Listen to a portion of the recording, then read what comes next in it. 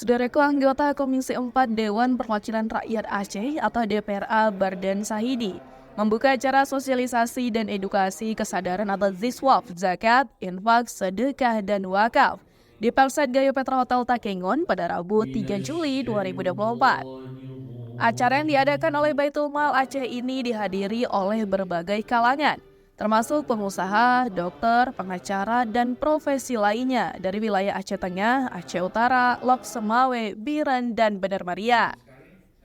Dalam sambutannya, Bardan Saidi menekankan pentingnya zakat sebagai salah satu rukun Islam yang memiliki peran penting dalam mengentaskan kemiskinan dan memperkuat solidaritas sosial.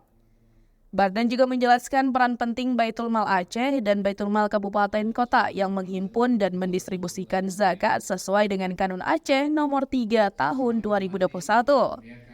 Zakat profesi yang merupakan bagian dari zakat penghasilan menjadi fokus utama dalam sosialisasi ini.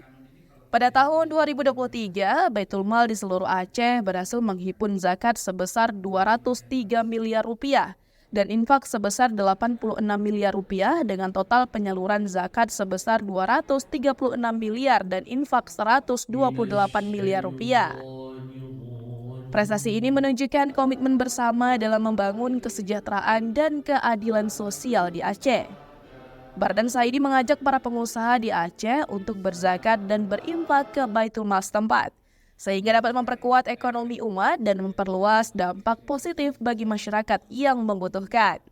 Acara ini diharapkan dapat meningkatkan kesadaran dan pemahaman tentang zakat di kalangan profesional, serta mendorong partisipasi aktif dalam menghimpun dan mendistribusikan zakat untuk kesejahteraan masyarakat Aceh.